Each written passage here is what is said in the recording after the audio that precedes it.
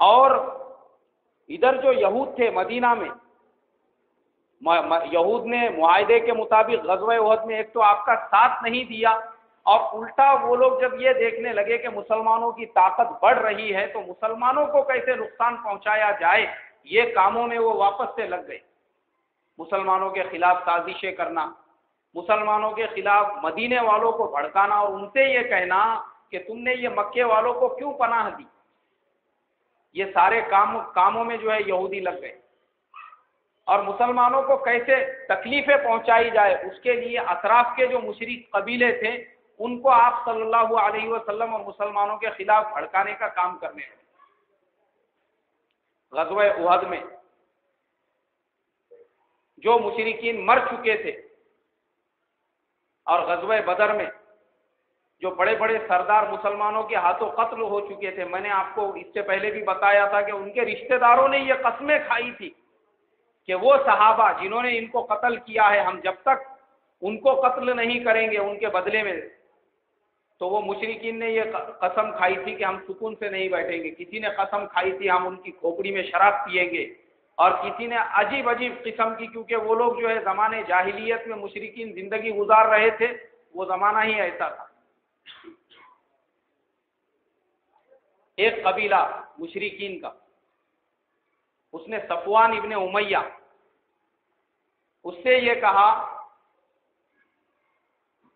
کہ تمہیں کون چاہیے؟ اس نے کہا مجھے حضرت خبیب رضی اللہ تعالیٰ عنہ چاہیے، اور ایک نے کہا کہ مجھے زید ابن دثنہ چاہیے، مجھے اپنے باپ کے قتل کے بدلے میں انتقام میں ان کو قتل کرنا ہے۔ انہوں نے کہا ٹھیک ہے، ہم یہ دونوں آدمی تم کو لا کر دے دیں گے، اور ان کے ساتھ ایک معاملہ طے ہوا کہ اس کے بدلے میں یہ لوگ ان کو اتنے اتنے اونٹ دیں گے، اتنے دینار دیں گے، اتنے درہم دیں گے۔ اور اللہ کے نبی صلی اللہ علیہ وسلم مشرکین مکہ کو جانتے تھے۔ اب یہ جو نیا قبیلہ تھا، یہ جو قبیلے کے لوگ تھے، نہ ان کا تعلق مشرکین مکہ سے تھا جنگ میں، نہ مسلمانوں سے تھا، یہ اللہ کے نبی صلی اللہ علیہ وسلم کی خدمت میں پہنچے اور کہا کہ ہم سب مسلمان ہوتے ہیں، مگر ہم لوگوں کو دین سکھانے کے لیے، ایمان سکھانے کے لیے، نماز سکھانے کے لیے آپ کچھ لوگ دے دو، وہ ہمارے قبیلے میں رہیں گے، ہمارے قبیلے والوں کو نماز، دین، اسلام، ایمان سکھائیں گے۔ اللہ کے نبی صلی اللہ علیہ وسلم نے ایک روایت کے مطابق 6 اور دوسری روایت کے مطابق 10 صحابہ کی ایک جماعت ان کے حوالے کی، ٹھیک ہے ان کو لے کر جاؤ، یہ تم کو دین سکھائیں گے۔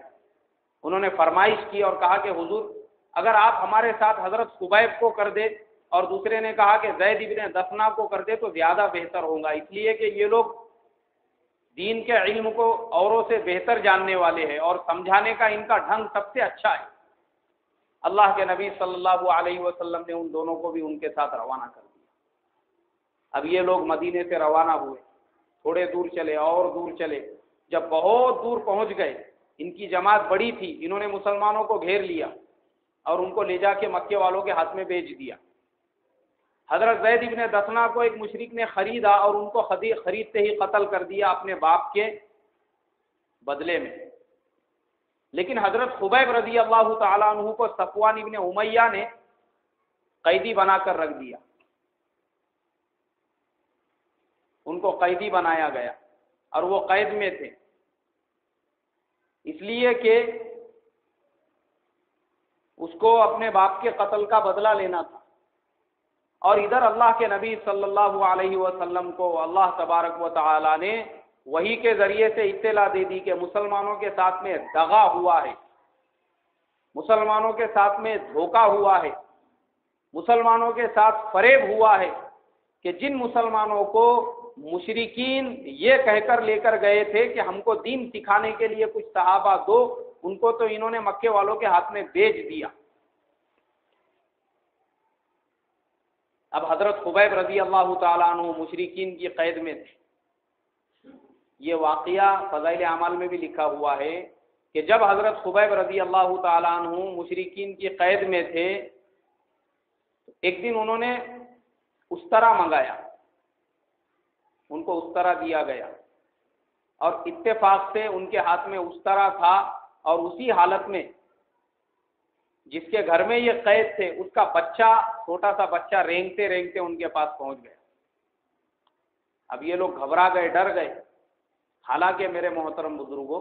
اس میں بہت بڑی حکمت ہے۔ اگر حضرت خبیب رضی اللہ تعالی عنہ چاہتے تو اس بچے کو اپنے لیے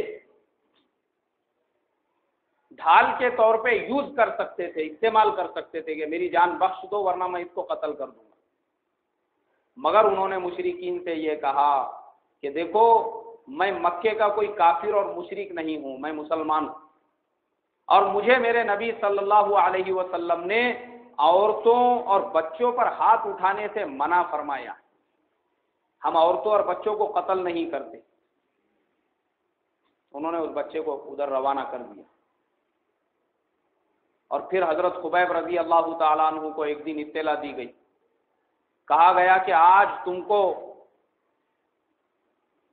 حرم میں لے جا کر قتل کر دیں گے۔ حضرت خبیب رضی اللہ تعالیٰ عنہ نے غسل کیا، کہا کوئی بات نہیں۔ ان کو لے جایا گیا۔ لے جانے کے بعد حضرت خبیب رضی اللہ تعالیٰ عنہ نے یہ تمنا کی۔ انہوں نے پوچھا تمہاری کوئی خواہش ہے، کچھ چاہتے تم؟ کہا کہ ہاں، میں چاہتا ہوں کہ 2 رکعت نماز پڑھوں۔ اطمینان سے انہوں نے مصلی بچھایا، نماز شروع کی، اور اطمینان کے ساتھ نماز پڑھنے لگے۔ اب جب نماز مکمل ہو گئی، اس کے بعد مشرکین سے یہ کہنے لگے، اس لیے کہ مشرکین یہ چاہتے تھے کہ حضرت خبیب رضی اللہ تعالیٰ عنہ کو جو قتل کیا جا رہا ہے اس کو سارے لوگ دیکھیں، کوئی بھی محروم نہ رہے۔ تو انہوں نے پہلے سے ہی پورے گاؤں میں، بستی میں اعلان کر دیا تھا کہ خبیب رضی اللہ تعالیٰ عنہ کو شہید کیا جانے والا ہے۔ اس لیے بہت بڑی جماعت وہاں پہ چاروں طرف جمع ہو چکی تھی اس منظر کو دیکھنے کے لیے۔ حضرت خبیب رضی اللہ تعالیٰ عنہ نے یہ کہا کہ دیکھو، میرا دل یہ چاہ رہا تھا کہ میں اپنی نماز کو اور لمبا کروں، مگر میں نے اس لیے نماز کو لمبا نہیں کیا کہ تم یہ سمجھو گے کہ میں موت کے ڈر سے اپنی نماز لمبی کر رہا ہوں، اس لیے میں نے اپنی نماز جیسی پڑھتا ہوں ویسی پڑھ لیا، اور دعا کی اور کہا کہ اے اللہ، اپنے نبی کو میرا سلام پہنچانا اور میرے حال کی ان کو اطلاع دینا کہ میرے ساتھ کیا معاملہ کیا جا رہا ہے۔ ابو سفیان جو مشرکین کا سردار تھا، وہ حضرت خبیب رضی اللہ تعالیٰ عنہ کے پاس آیا اور ان سے یہ کہنے لگا کہ دیکھو، تمہارا آخری وقت ہے، تم کو کئی دنوں سے ہم نے کھانے کے لیے نہیں دیا۔ ان کو بھوکا پیاسا رکھا گیا تھا، لیکن یہ بھوکا پیاسا مشرکین نے رکھا تھا، مگر اللہ تبارک و تعالیٰ نے ان کو جو نعمتیں کھلائی تھی۔ ایک مشرک جو بعد میں مسلمان ہو گئے، ان کا بیان ہے، فضائل اعمال میں بھی یہ واقعہ ہے، اس میں بھی یہ لکھا ہوا ہے کہ وہ جب مسلمان ہو گئے تو وہ کہنے لگے کہ میں نے دیکھا خبیب انگور کا ایک توشہ کھا رہے ہیں جو انسان کے سر کے برابر تھا، یعنی اتنا بڑا انگور کا گچھا تھا، اور وہ اس کو کھا رہے ہیں۔ اور پھر کہنے لگے اس زمانے میں پورے عرب کے اندر کہیں پر بھی انگور نہیں تھا، مطلب موسم ہی نہیں تھا انگور کا۔ بغیر موسم کے اللہ تبارک و تعالیٰ نے ان کو یہ دنیا میں ہی نعمتیں کھلائی، دنیا میں ہی پھل کھلایا ان کو۔ کیسا پھل؟ جنت کا پھل۔ کیوں؟ مشرکین نے ان کا کھانا اور پانی روک دیا تھا، وہ یہ سمجھ رہے تھے کہ ہم ان کو بھوکا پیاسا ماریں گے، مگر اللہ تبارک و تعالی، جو لوگ اللہ کے لیے اپنا سب کچھ چھوڑ دیتے ہیں، کہا کہ من کان للہ کان اللہ لہو، جب جو اللہ کا ہو جاتا ہے اللہ تبارک و تعالی اس کے ہو جاتے ہیں۔ اس کو پھر یہ سارے فکر کرنے کی اور ٹینشن لینے کی ضرورت نہیں رہتی، مجھے کون کھلائے گا، کون پلائے گا، کون میرے روزی کا انتظام کرے گا، اور کون جو ہے میری ضرورتوں کو پورا کرے گا۔ اللہ تبارک و تعالیٰ اپنے خزانے سے پورا فرماتے ہیں۔ بولے پورے عرب میں کہیں پہ انگور نہیں تھا اور وہ انگور کھا رہے تھے۔ ابو سفیان ان کے پاس گیا، جا کے یہ کہنے لگا ابھی دیکھو تمہارا آخری ٹائم ہے، اب تم جانے والے ہیں دنیا سے، میں بس یہ کہنا چاہتا ہوں، کیا تم یہ چاہتے ہو ہم تم کو آزاد چھوڑ دیں؟ تم جا کے اپنے بیوی بچوں کے ساتھ زندگی بسر کرو، خوشحال رہو، اور تمہاری بجائے ہم محمد صلی اللہ علیہ وسلم کو قتل کر دیں۔ حضرت خبیب رضی اللہ تعالیٰ عنہ کہنے لگے خدا کی قسم، محمد صلی اللہ علیہ وسلم کا قتل ہونا تو بہت دور کی بات ہے، ہم تو یہ بھی نہیں چاہتے کہ ہم اپنے گھروں میں اپنے اہل و عیال کے ساتھ میں رہے اور اللہ کے نبی صلی اللہ علیہ وسلم کے پیر میں کانٹا بھی چبھ جائے۔ ارے ہم ان کو کانٹا چبھنا بھی گوارا نہیں کرتے تو پھر یہ کیسے گوارا کرے کہ ہم اپنے گھر میں آرام سے رہے اور اللہ کے نبی صلی اللہ علیہ وسلم کو قتل کر دیا جائے؟ کبھی بھی یہ نہیں چاہتے۔ ابو سفیان کو بہت غصہ آیا، اس نے یہ سمجھا تھا کہ شاید میں حضرت خبیب کو یہ لالچ دوں گا تو ان کا ارادہ بدل جائے گا، مگر وہ سچے اور پکے مسلمان تھے، ارادہ بدلنے والے مسلمان نہیں تھے۔ جیسے ہمارے زمانے میں بھی مسلمان رہتے، گنگا میں گئے تو گنگا داس اور جمنا میں گئے تو جمنا داس، اس کے آفس میں بیٹھے تو اس کے اور اس کے پاس اس کی چائے پیے تو اس کے۔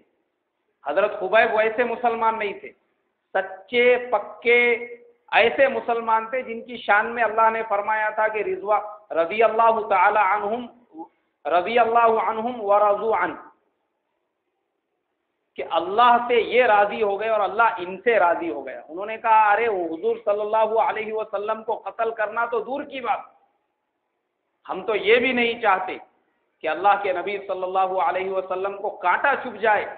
اور ہم اپنے گھروں میں سکون اور آرام سے رہیں۔ حالانکہ وہاں بول بھی دیتے تو کون حضور صلی اللہ علیہ وسلم کو بولنے والا تھا؟ پوری جماعت مشرکین کی تھی، وہاں پہ پورے ایک بھی مسلمان نہیں تھا، مگر نہیں، ایمان رگو پے میں بس چکا تھا اور جانتے تھے کہ میں جو بولوں گا اللہ کے نبی صلی اللہ علیہ وسلم کو اللہ اپنے فرشتوں کے ذریعے سے اطلاع دے دیں گے، اور ویسا ہی ہوا۔ اللہ کے نبی صلی اللہ علیہ وسلم نے تمام صحابہ کے سامنے کہا خبیب رضی اللہ تعالیٰ عنہ نے تمہیں سلام کہا ہے، اور جیسے ان کو شہید کیا گیا اللہ کے نبی صلی اللہ علیہ وسلم نے ان کی شہادت کا پورا قصہ صحابہ کے سامنے سنا دیا۔ حالانکہ کہاں مکہ اور کہاں مدینہ،